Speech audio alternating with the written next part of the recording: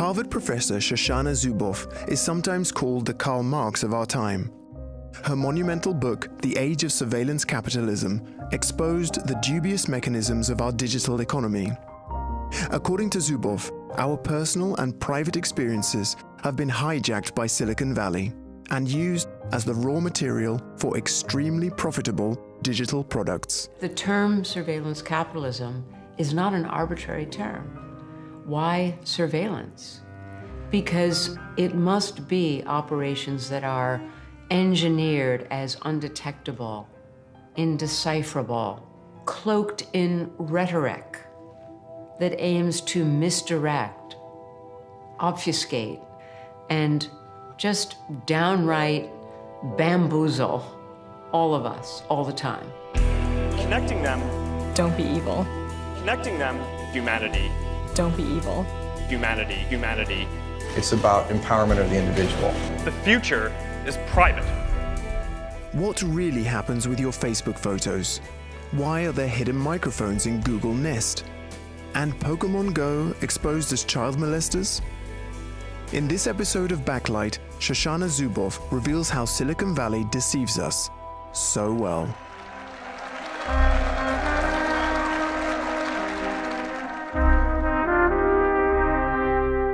How all this comes into play when I buy a pair of shoes on the internet?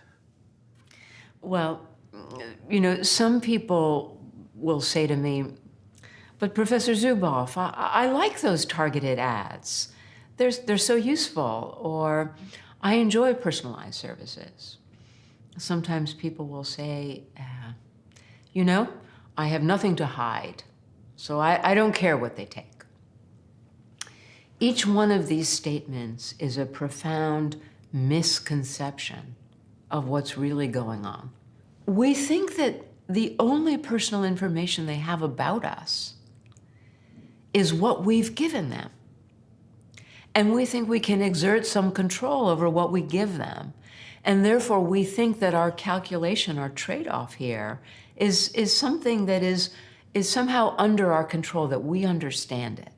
What's really happening is that we provide personal information, but the information that we provide is the least important part of the information that they collect about us. Thanks to their navigation and search engine, Google knows where we are all the time and what we think.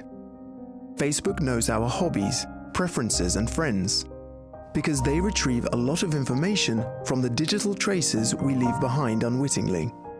Spelling errors in your search terms, which color buttons you prefer, how fast you type, how fast you drive. Residual data. Way back at the beginning, back in the year 2000, 2001, 2002, back in those days, these data were considered just extra data. They were considered waste material. And people called them things like digital exhaust or data exhaust. Eventually, it was understood that these so-called waste materials harbored these rich predictive data.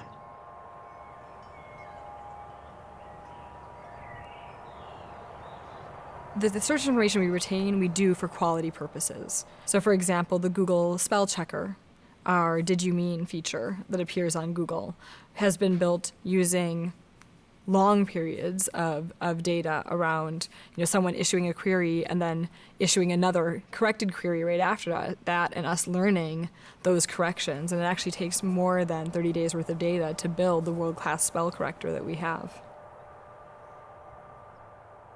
The companies like to say, we collect data so that we can improve our service. And that's true. They collect data, and some of it is used to improve the service to you. But even more of it is analyzed to train what they call models, patterns of human behavior. So once I have big training models, I can see how people with these characteristics typically behave over time. And that allows me to fit your data right into that arc and to predict what you're likely to do, not only now, but soon and later. This is what I call behavioral surplus. These data streams filled with these rich predictive data. Why surplus?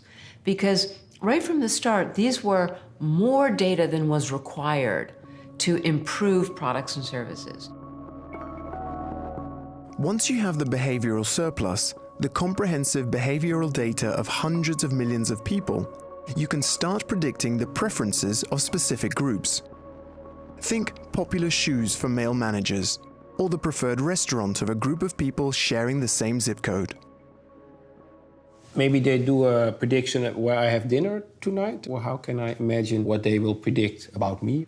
Well, you know, at the simplest level, they may predict the kind of food you're in the mood for right now, and then sell that prediction, auction that prediction to their business customers in the restaurant business, who will then send you a very quick ad. We know you're in the mood for a delicious pasta dish tonight. We can invite you to our restaurant, and here's a discount coupon. There are some people who are saying, well, it's very improbable that those targeted ads really can achieve something, because people have their own will and they will not buy some shoes just because there is an ad in front of them. You know, I think one of the misconceptions that it's really important for us to move away from is that surveillance capitalism is something that is only manifest in our lives when we're online, or somehow it's only restricted to online targeted advertising. It's easy for us to say, oh, these things don't affect me. The fact is, this is being conducted at a layer that is not accessible to us. We have no idea what today's algorithms can predict about us, or what behavioral data they use to do it. A simple thing like buying a certain kind of shampoo can divulge essential information about us.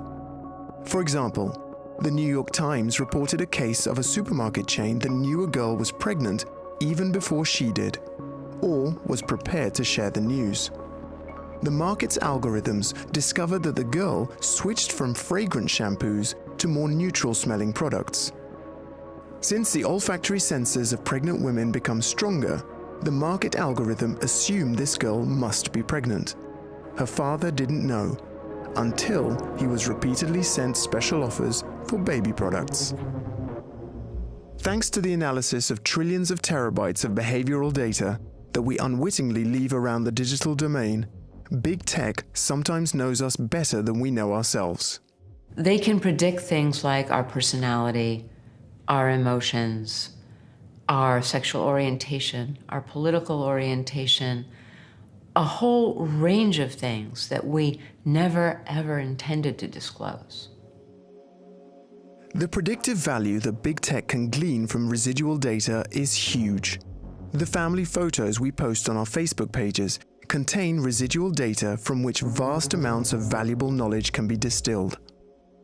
Let's say I put my children's birthday party photo album on the web, on the Facebook pages.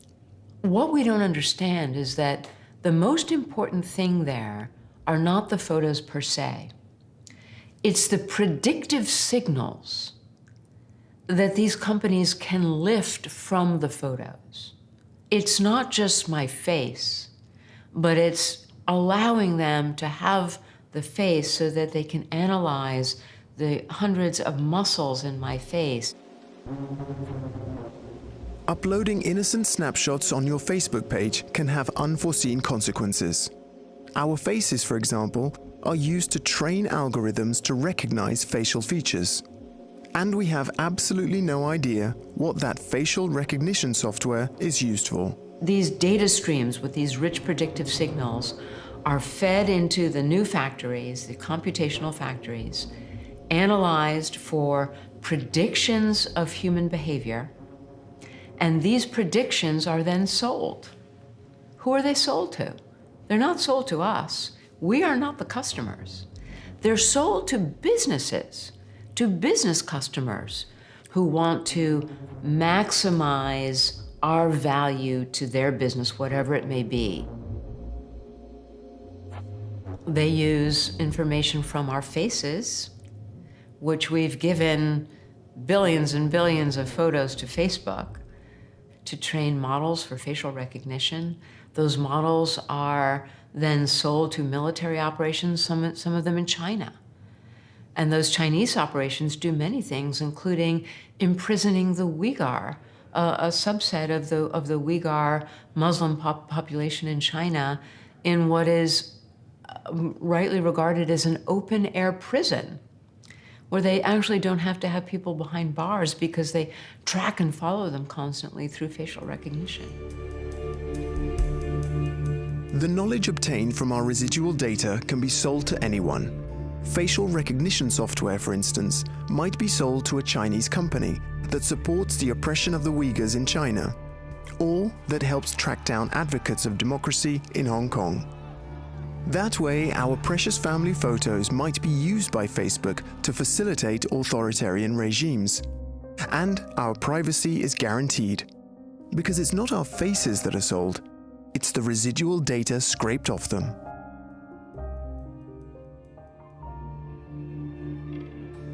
It's very difficult to have a concept of this for a very good reason. It's not because we're stupid. It's because these processes have been disguised. They operate in stealth. They have been engineered to be indecipherable, to be undetectable, to create ignorance in a vast group of all of us that they call users. Our ignorance is their bliss.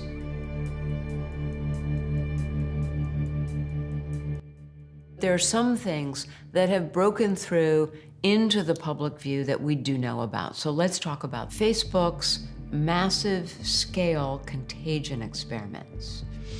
And this is where Facebook experimented with subliminal cues planted in its Facebook pages that would actually influence offline, real-world behavior and emotions, to see if they could make people feel happier or sadder using subliminal cues with language manipulation and word manipulation and so on. Well, when the experimenters wrote up this work in the very prestigious scholarly journals that published the results of these experiments, they emphasized two key findings. Number one, we now know that we can manipulate subliminal cues in the online context to change real-world behavior or real-world emotion. We know that we can be successful at doing this. Number two, we can exercise this power, these methods, while bypassing user awareness.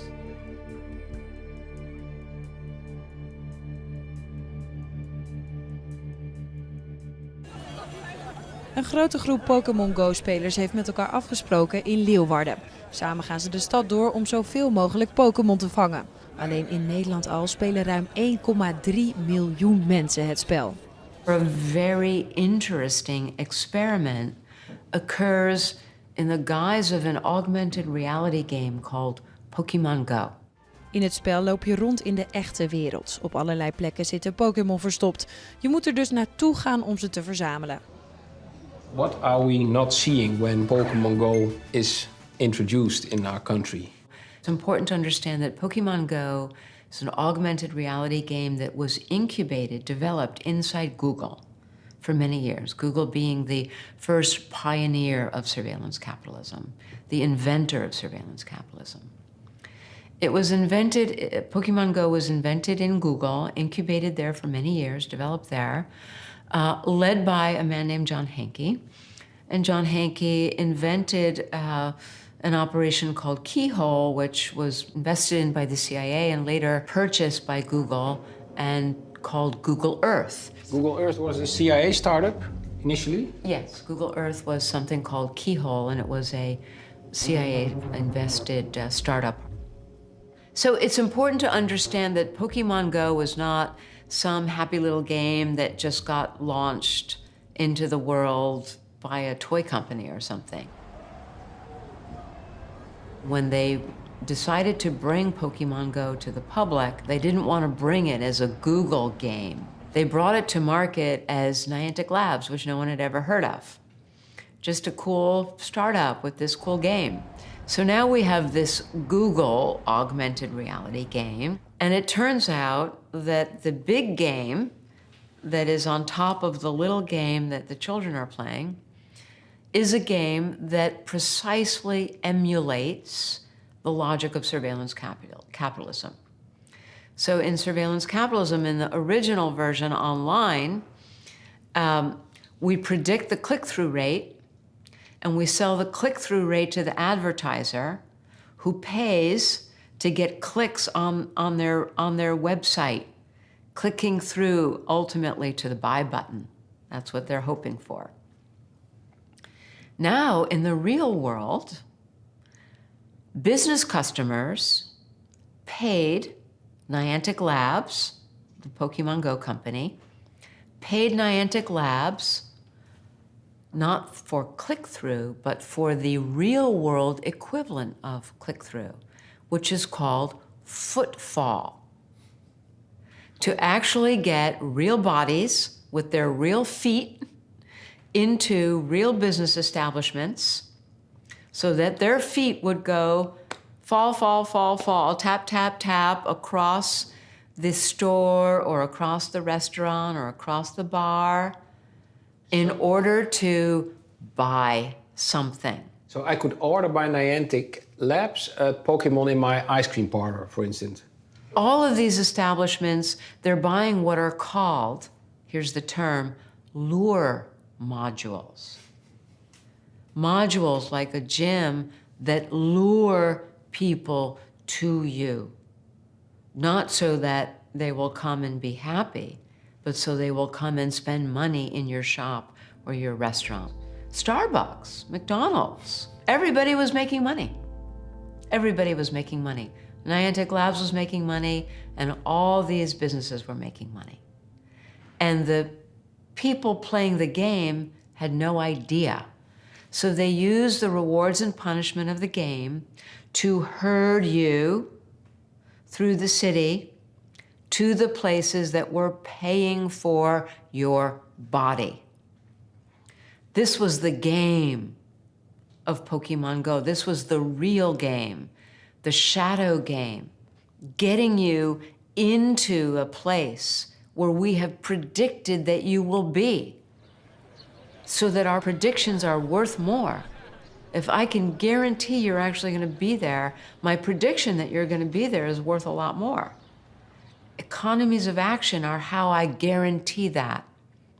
And Pokemon Go was a large-scale experiment, a global-scale experiment in economies of action, using remote control means to automate behavior, to engineer behavior, to fulfill others' commercial ends, while you are having a great time.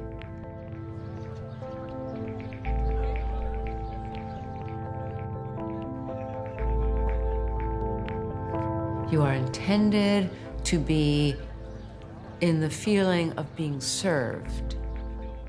You are intended to be saturated with convenience so that you will not notice and you will not complain.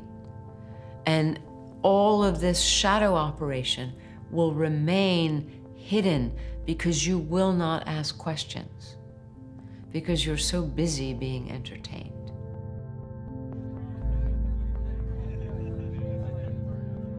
So it's no longer enough to just have what you're doing online, you're browsing, you're sending messages, you're sending emails. We want to know about your walk in the park. We want to know about what you're doing in your car. We want to know about your home and what you're doing in your home. What if home security was different? What if it looked different?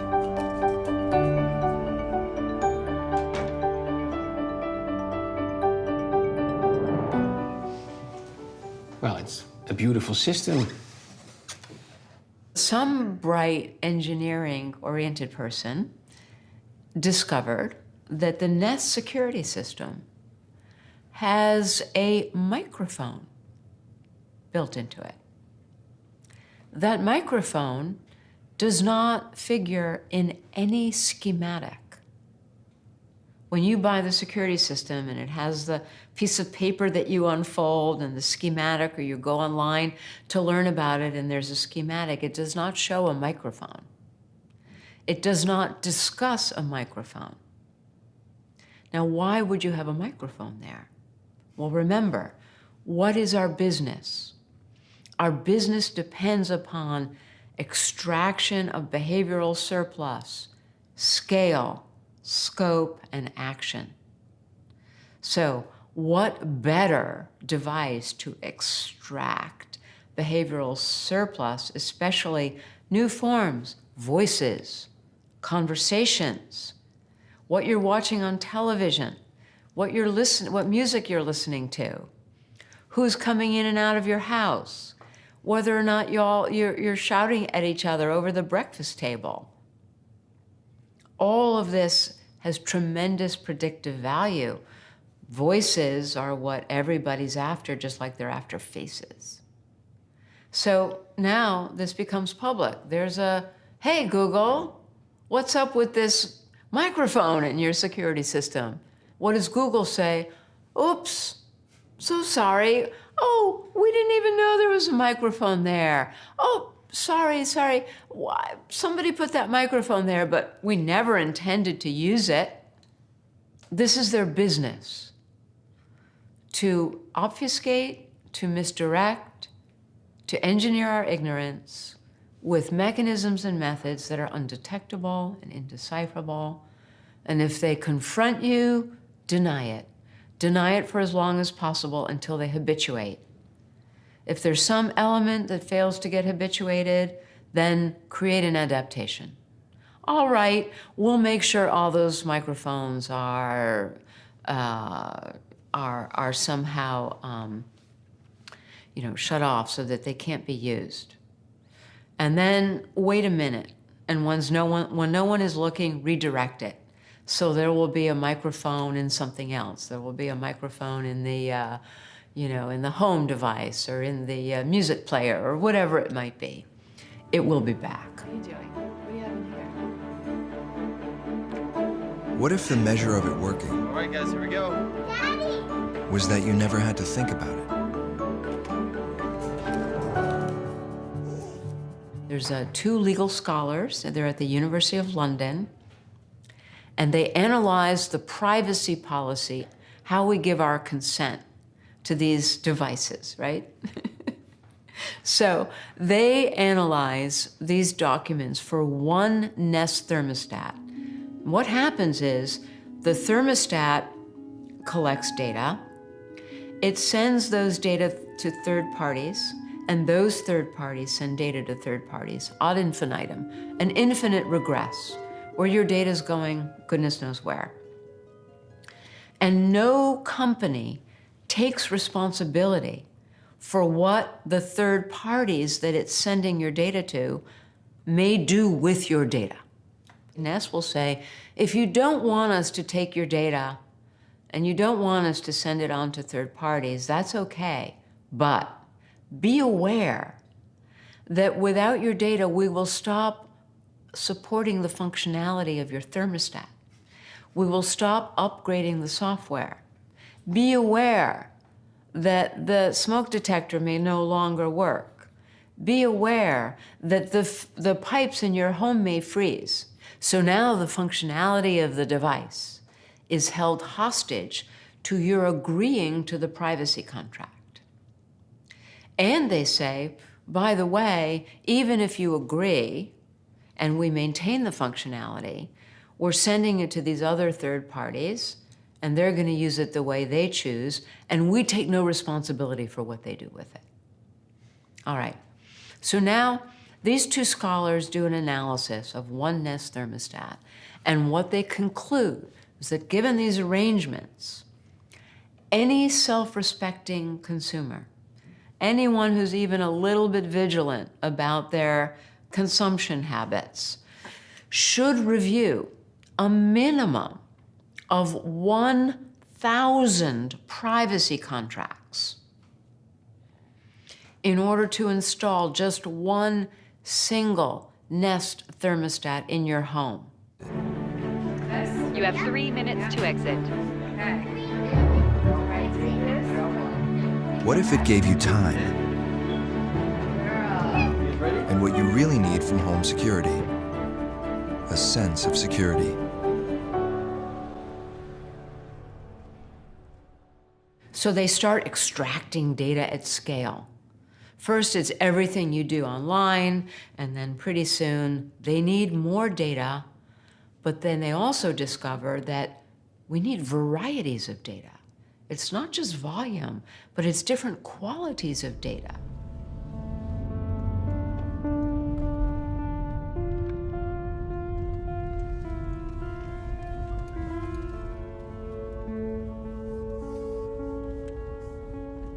De problematiek in het hele mobiliteit wordt in ieder geval precies hetzelfde als de problematiek wat wij nu al op het internet meemaken, met je smartphone meemaken. Dat je eigenlijk zonder het te weten betaalt met je privacy. Want die auto weet precies wat je doet, waar je naartoe gaat.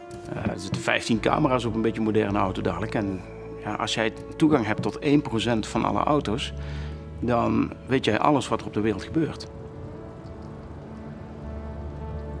Ja, als die data dadelijk meer waard gaat worden dan het kost om met een auto te rijden, wie weet krijg je dadelijk een gratis auto aangeboden. En je betaalt met je privacy.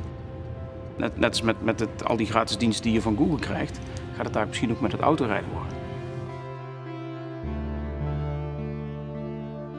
Well, surveillance capitalism broke through in Silicon Valley 2002, 3, and 4. It changed the bar for investment. Now you had Google making money on the basis of what I call the surveillance dividend. Now, what venture capitalist wants to invest in a firm that's, just making an app when it can invest in a firm that's making an app plus the surveillance dividend? So what happened right away was that the investment started flowing to the people who were making more money, and that more came from the surveillance dividend. And now that is the structure that is flowing across the whole economy. Why bother to put all that effort into the engineers and the factories and the science to make a car that runs without carbon, when all we need to do is sell the data from the darn vehicles, and we've got the surveillance dividend, and all those investors are going to come to us and give us the kind of market capitalization that the leading surveillance capitalists have. That's our new lease in life. That's our path forward in the 20th century. En die data is zoveel waard, daar zit iedereen op de azen. En daarom wil Google ook graag in die wereld van automotive, want op zich valt er met auto's niet zo heel veel te verdienen. En die gaan die auto als paard van Troje gebruiken om aan al die data te komen. We even now see it coming full circle back to the birthplace of mass production in the Ford Motor Company, where the CEO of Ford Motor now says, we want market capitalization like Facebook and Google. How do we get it? Well, instead of figuring out how to make a car that runs carbon-free, what we're going to do is repurpose our automobiles as surveillance vehicles, and we're going to stream data from the 100,000 people who are driving around in Ford cars. We're going to combine that with the data we have from Ford Credit, where he says, we already know everything about you. And these data sets are going to put us on a par with the likes of the great surveillance capitalists, and who wouldn't want to invest in Ford Motor under those circumstances?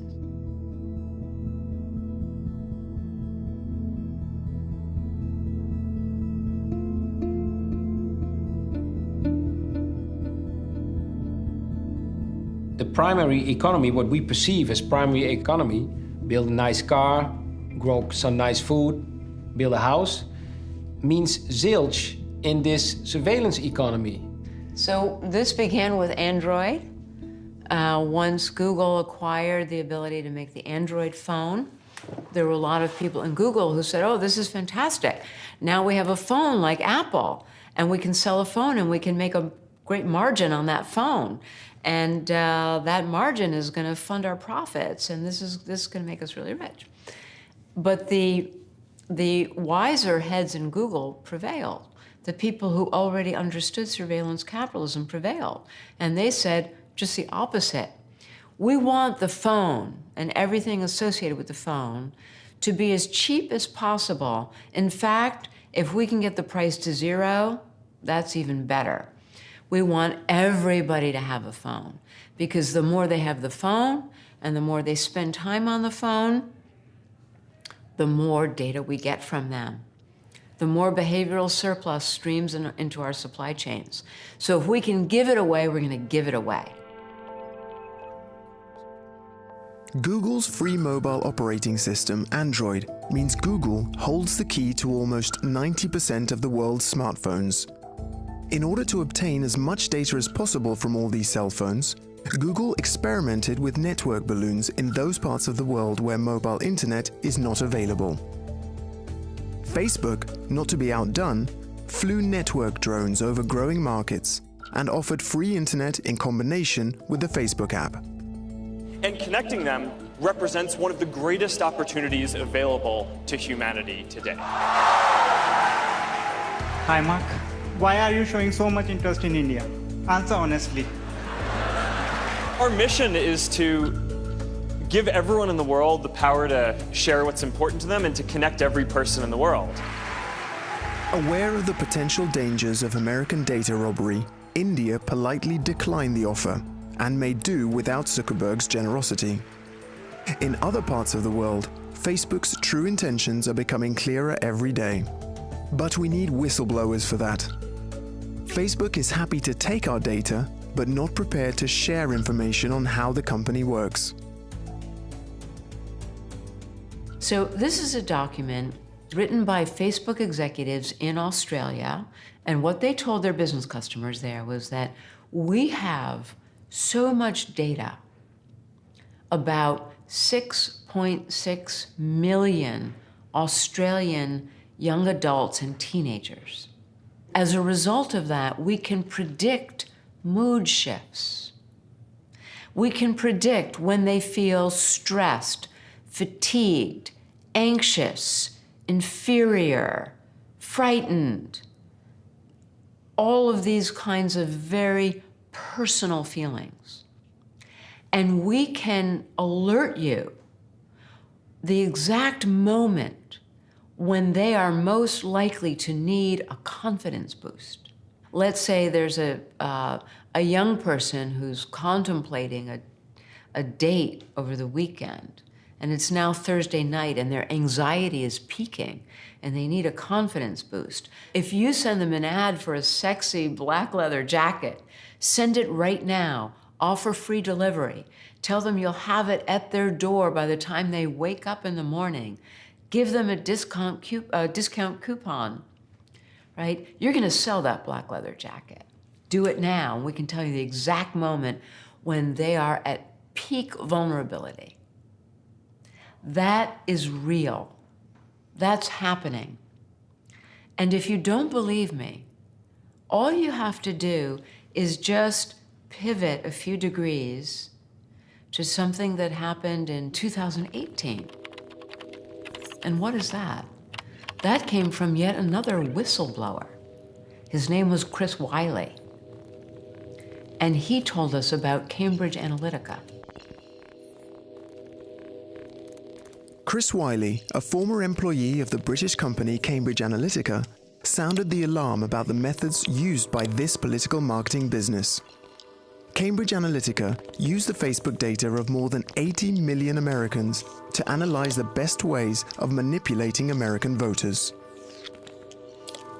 One of the things that Chris Wiley said when he broke this story with The Guardian back in 2018 is he said, we knew so much about so many individuals that we could understand their inner demons.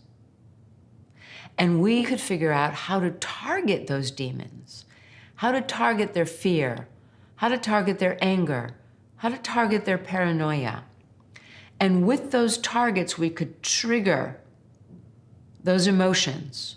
And by triggering those emotions, we could then manipulate them into clicking on a website, joining a group, telling them what kind of things to read, telling them what kind of people to hang out with, even telling them who to vote for. Now, that is absolutely no different than what Facebook aimed to do with these young people, innocent young people in Australia and New Zealand, to target their inner demons. The same mechanisms, the same methods, only pivoted just a few degrees from commercial outcomes to political outcomes.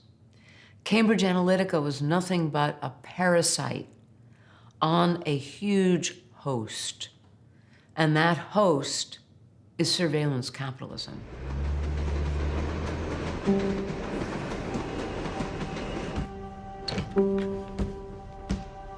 Hi, Ella.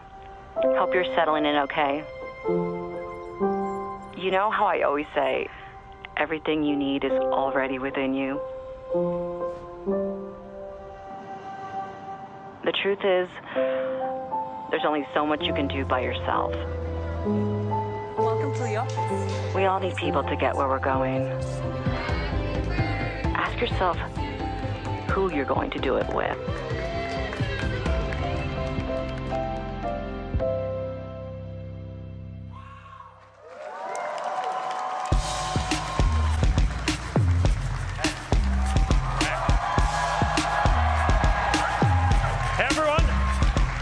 Welcome to F8. Today, we're going to talk about building a privacy-focused social platform. So that's why I believe that the future is private. So we're all good then, Professor Zuboff? Well, in June 2019, which happened to be just a couple of months after that grand announcement that the future is private, there was a very interesting court case that was being tried before a California judge.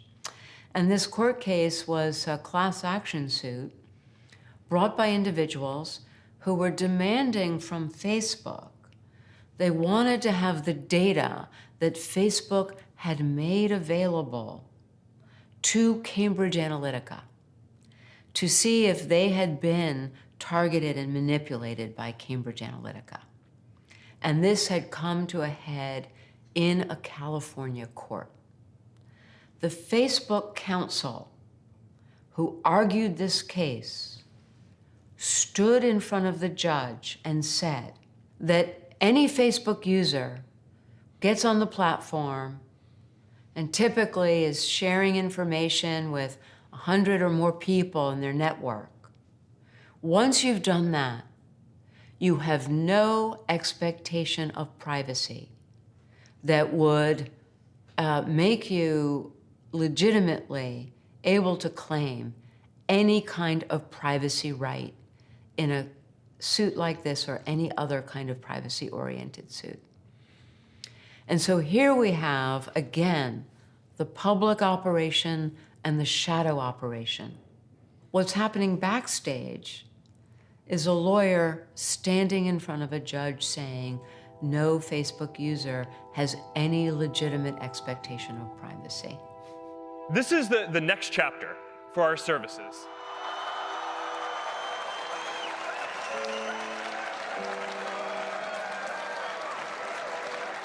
You have some Google products you use, if I may ask.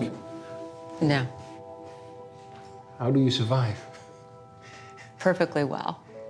If there is an occasion where I feel the absolute need to use Google, I go through various layers of encryption and location reconfiguration before I go to Google search, just on principle. There is a way to escape the omnipresent eyes of Google and Facebook. You can use a VPN and send all your data traffic through a secure server in another country. But big tech won't lose any sleep over individuals resisting the surveillance capitalists. I don't want anyone to get confused that if you forego Google search, you are somehow, fighting the fight, because this is a collective problem and it requires collective action.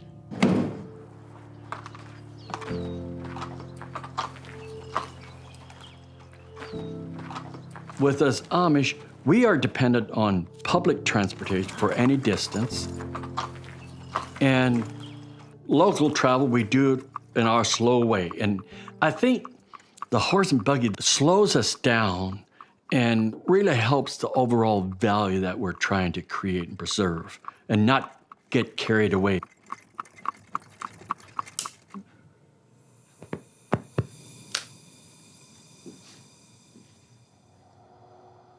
A regular computer with your safety walls, where you can't get on porn sites and things like that. Now, when our lockdowns that we have, that is totally locked down. Can you go on the internet with this computer? No, absolutely not. It will not play a movie picture or music or anything like that. It's not a computer that was torn down. It was built from the ground up like this. Especially for Amish. Yes. Would you mind showing me your mobile phone? Okay, yes. The only thing you can do with that is call. You cannot text, do anything like that. It's just a portable phone. So this is where it stays. But as far as going home, no, I don't have it. I keep it right here. That's for the business. The technology is progressing so fast, it's hard to deal with. We have to teach what the moral impact is in being involved in this so each individual can make better choices for themselves.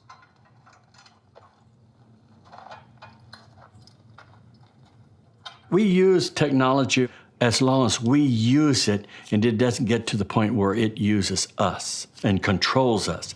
That's the bottom line of it. It's kind of strange that these people, from whom you can say are living in the past, maybe they're living in the future.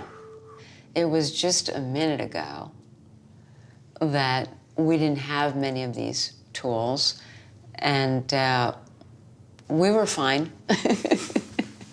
We lived rich and full lives. We had close connections and friends and family. So, having said that, I want to recognize that there's a lot that the digital brings to our lives. And we deserve to have all of that. But we deserve to have it without paying the price of surveillance capitalism. And right now, we are in that kind of classic Faustian bargain. 21st century citizens should not have to make the choice of either essentially, going analog or living in a world where our self-determination, our privacy are destroyed for the sake of this market logic. That is unacceptable. And let's also not be naive. You get the wrong people in charge of our government at any moment, and they look over their shoulders at the rich control possibilities offered by these new systems. And there will come a time when, even in the West, even in our democratic societies, our government will be tempted to annex these capabilities and use them over us and against us. Let's not be naive about that. When we decide to resist surveillance capitalism, right now, while it lives in the market dynamic, We are also preserving our democratic future and the kinds of checks and balances that we will need going forward in an information civilization if we are to preserve freedom and democracy for another generation. The European Union already has legislation with which it regularly wraps American tech businesses over the knuckles. Google was fined several $1 billion because it had abused its monopoly position. In theory, European citizens are protected against data robbery by regulations for fair competition and by the GDPR, the General Data Protection Regulation. And do you think that the EU data protection law is a step in the good direction, or is it sufficient? We have privacy laws, and the GDPR is the furthest frontier of our privacy laws. And we have antitrust laws. The thing is that as important as these laws are, we still need more, because surveillance capitalism is unprecedented. And so we're going to need the laws and the regulatory regimes that respond directly to these new unprecedented operations. GDPR talks a lot about data ownership, data accessibility, and data portability. These are very important things if the only data that we're talking about is the data in the public operation, the data that we've given to the corporations. But as we have seen, most of the data that they use to feed into the factories, to produce the predictions, these are data that we haven't given. Or if we've given, we don't even know that we've given, because it came in our exclamation points. It came in our walk in the park and picking up the cadence of our voice and the timbre of our voice, all rich predictive signals. So no matter how much data ownership we claim, or accessibility or portability, most of the data is in the shadow operation. And the shadow operation is never coming to us. We will never get those data. They claim them as data that they own. They took it from our lives. They took it from our private experience without our permission. They analyzed the data. They made it into products. They sold the products and they took the profit. Illegitimate profit, because they took it at the beginning without asking, without our knowledge. Recall, bypassing our awareness. Do the EU have a chance against the behemoth of surveillance capitalism? These 20 years have been the honeymoon for surveillance capitalism, because they have been 20 years largely unimpeded by law. Unimpeded by law. Why? Well, the most important reason is that they're doing things that have never been done before, so there are no laws against it. Just like factories employing children, you know, in a mass production factory. There hadn't been anything like that before, and there were no laws against it. And it took our societies a while to sort of wake up. We stood up against the extractive companies and their violence, the companies that came to be known as the Gilded Age, the companies where we turned around and we called their leaders robber barons. That's not what they were called at the time. At the time, they were worshipped as these, you know, wealthy gods and geniuses who knew how to wield the might of machines and capital. If we had been trying to stop it, to curtail it, to outlaw it for every one of these 20 years, and we had utterly failed, then I might, you know, put my chin in my hand and say, gosh, I'm starting to feel like things might be really bad. But that's not the case. We haven't even tried yet to stop it. Look, surveillance capitalism is 20 years old. Democracy is several centuries old. I bet on democracy. Thank you for watching. For more on this subject, take a look at the playlist. You can also watch this recommended video. Don't forget to subscribe to our channel and we'll keep you updated on our documentaries.